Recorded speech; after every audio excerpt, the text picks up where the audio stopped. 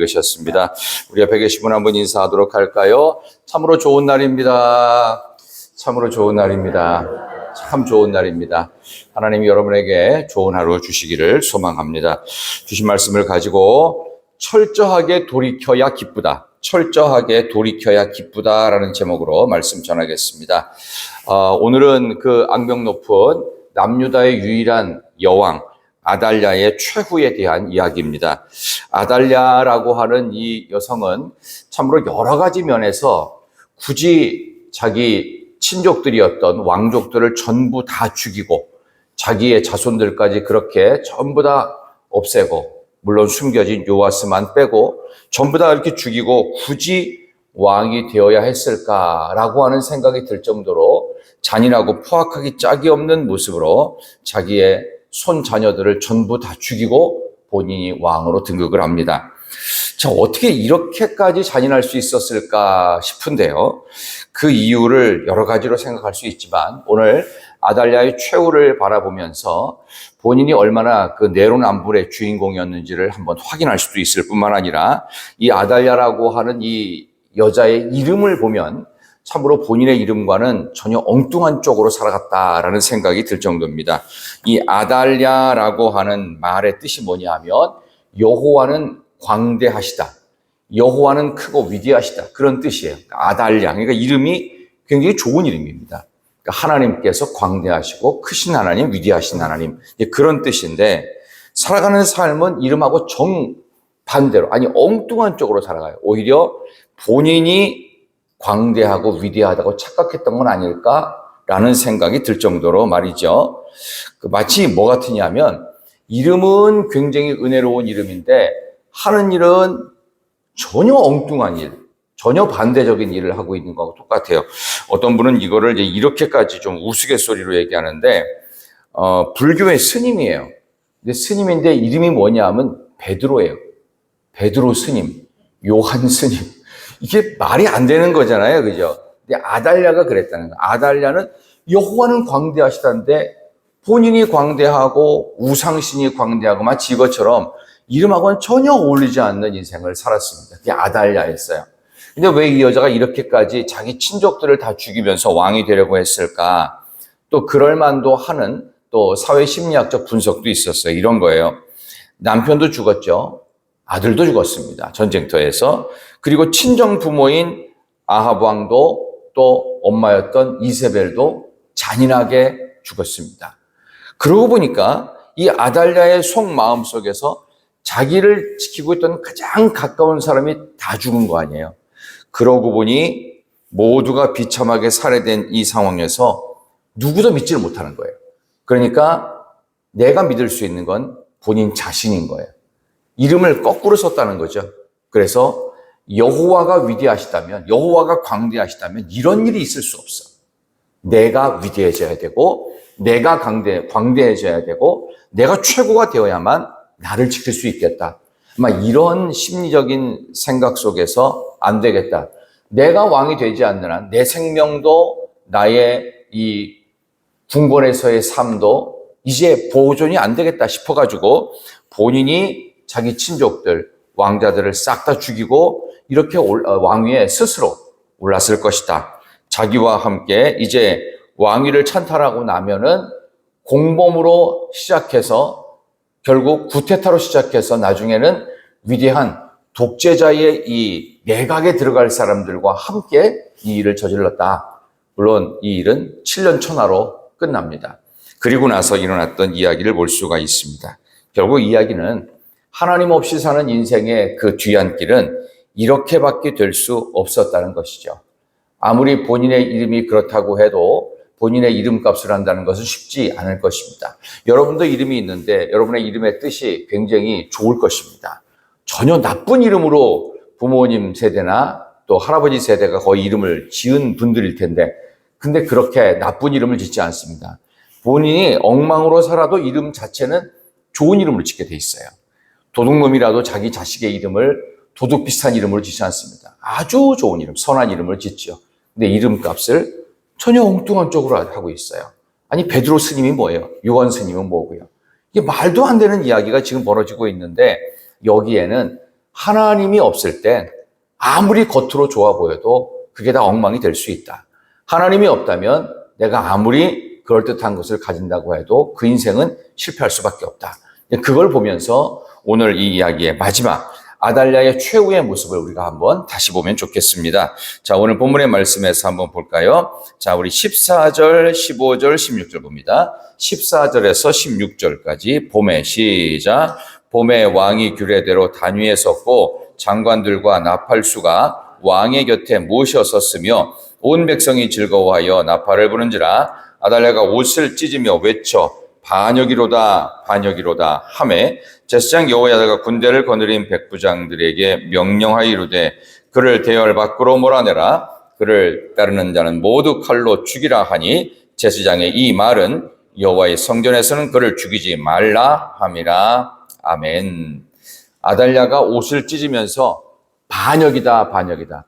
본인이 7년 전에 왕자들을 싹 다 죽였던 그 반역은 생각지도 못한 채 7년 후에 본인이 그대로 당하니까 반역이라고 하는 내로남불의 주인공의 모습을 보게 됩니다.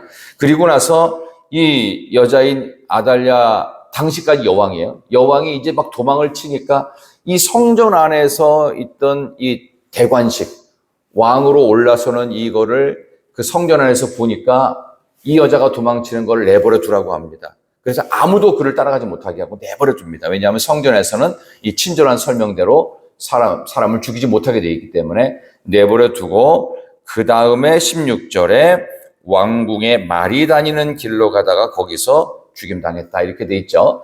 그러니까 말이 다니는 이 길은 수많은 말들이 전쟁 혹은 훈련을 위해서 막 따각따각 하면서 왕들이 막 뛰어가는 그 길입니다.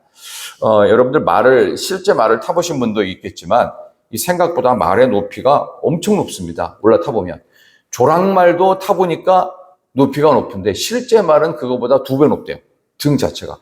그러니까 이게 그 정도 될 뿐만 아니라 이 말을 사람이 아무리 힘을 들여도 세우지를 못한답니다. 그래서 말이 병 들어가지고 쓰러지면 말은 원래 누워서 자지 않습니다. 서서 잡니다. 근데 얘가 병이 들면 쓰러져요. 문제가 심각하죠. 그럴 땐 사람이 못 일으키고 기중기가 옵니다. 기중기가 들어 올려요. 그러니까 최소 500km 내지는 많이 나가는 말은 한 900km도 나가는 말도 있다고 하는데 그 말들이 위에서 따각따각 이게 말발굽으로 찐누른 거예요. 그러니까 여기 나오는 아달랴 왕후가 말발굽에 밟혀 죽었다. 근데 밟혀 죽는데 얼마나 힘이 셌으면 몸에 찢겨 죽었다. 뭐 이런 참 비참한 죽음을 맞게 되는 모습이 여기에 있습니다. 하나님 없는 인생에 이름만 광대하시다, 하나님은 위대하시다는 것이 아니라 하나님이 위대하심을 드러내는 삶을 살지 못했을 때 이렇게 처참한 죽음으로 갈 수밖에 없는 그 모습을 보게 됩니다. 이제 제사장 여호야다가 그 다음에 백성들과 언약을 맺습니다. 2가지 방식으로 언약을 맺어요. 오늘 본문 17절 한번 볼까요? 17절 한번 여호야다가 시작. 여호야다가 왕과 백성에게 여호와와 언약을 맺어 여호와의 백성이 되게 하고 왕과 백성 사이에도 언약을 세우게 하매. 아멘.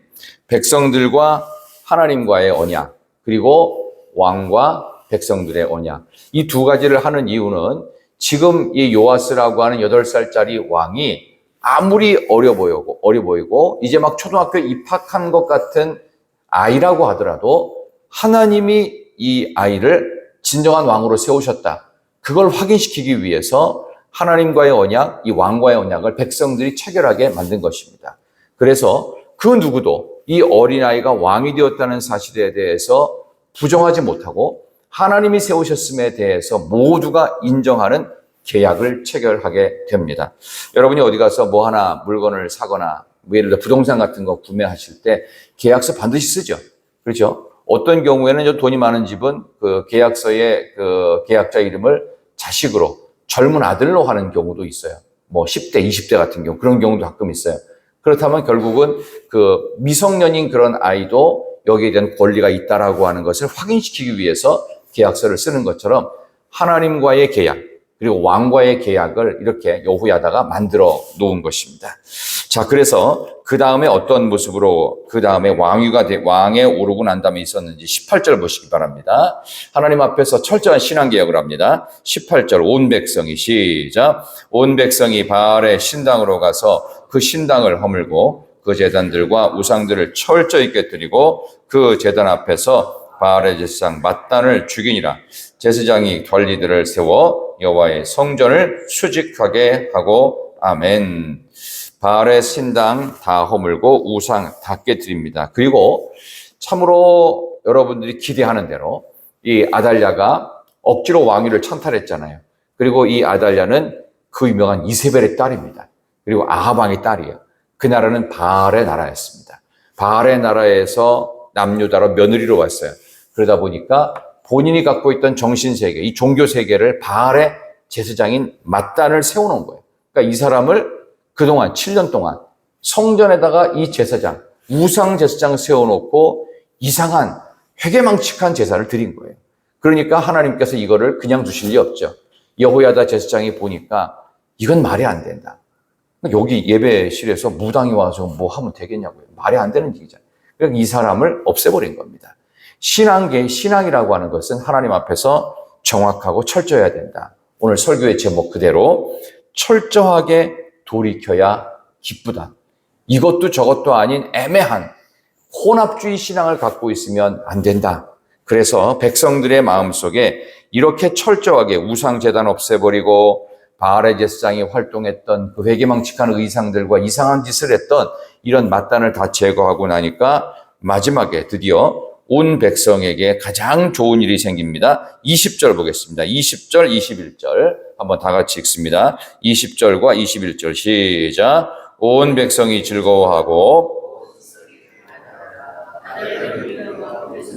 칼로 죽였더라. 요아스가 왕이 될 때에 나이가 7세였더라. 아멘. 백성들의 즐거움과 평온함이 아달랴의 무리가 사라졌을 때, 그리고 7세 혹은 어떤 곳에서는 8세라고 하는데 어쨌든 이 어린 왕이 즉위하며 하나님 앞에서 철저하게 돌이키는 신앙의 개혁을 보이니까 드디어 즐거움이 있고 평안함이 있었습니다. 우리의 마음의 진정한 평안과 기쁨은 무엇이라고 생각합니까? 인간적인 조건으로 뭔가 내가 광대하고 위대하고 조건을 다 갖추고 남부러울 것이 없고 떵떵거리고 누가 봐도 진짜 성공 많이 했어. 보통 성공한 게 아니야. 정말로 엄청난 성공을 했어. 그 사람하고 연락하기도 쉽지 않을 수도 있어. 근데 그 사람하고 친해지면 나한테 도움이 될 수도 있는 일이 많을 거야. 이렇게 해서 위대한 성공을 본인이 거둔다고 해서 그것이야말로 우리의 마음에 기쁨이 생기거나 평안함이 생기는 것이 아니라는 것을 성경 가르쳐 줍니다. 하나님께서 내 인생에 가장 광대하신 분이 되어야만, 원래 아달랴의 뜻 그대로 되어야만 거기에 기쁨이 있고 즐거움이 있고 평안함이 있다. 오늘 성경은 우리에게 누누이 강조하고 있습니다.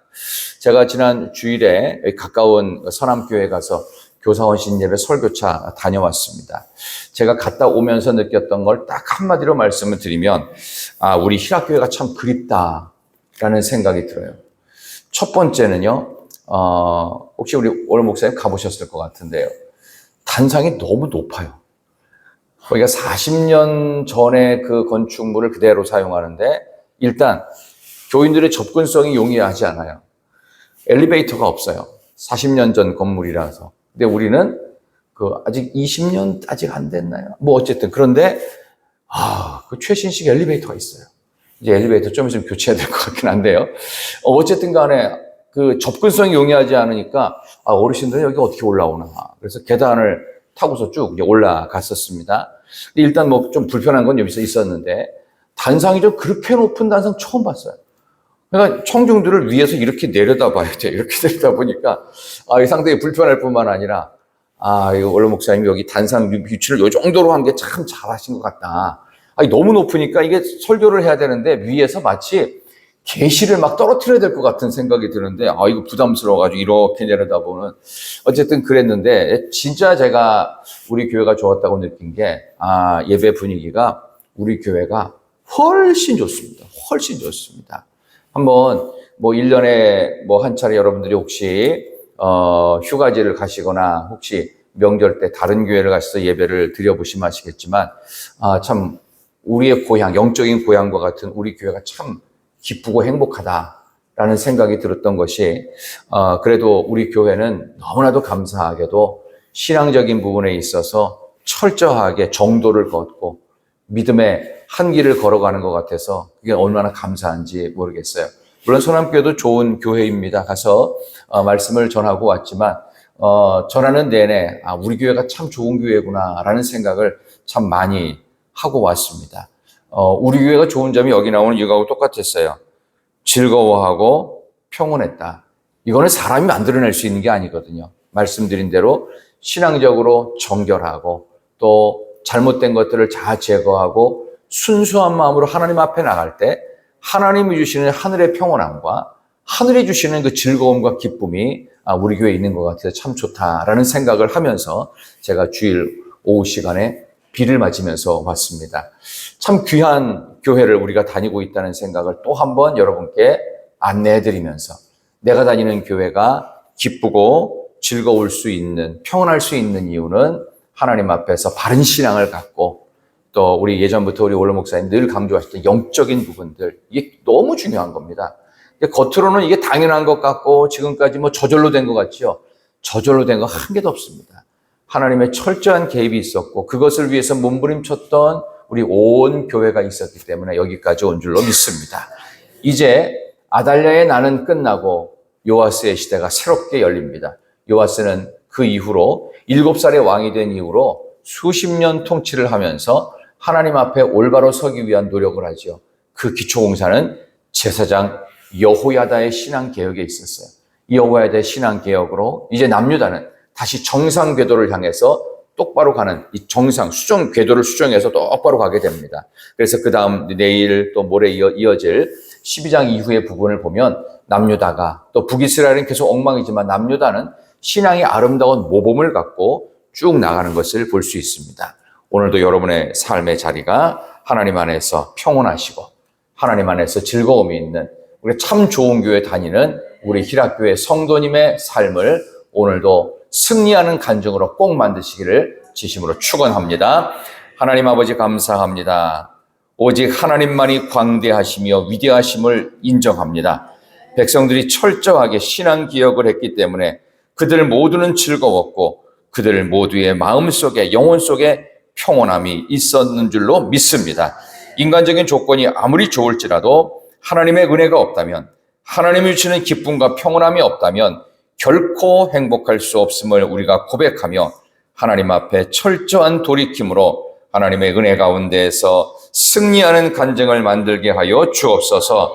주 음성 외에는 진정한 기쁨이 없음을 고백하는 우리 희락의 성도님들, 오늘 이 귀한 새벽에 갖고 나온 모든 기도의 제목마다 응답 주시기를 예수님의 이름으로 간절히 기도하옵나이다. 아멘.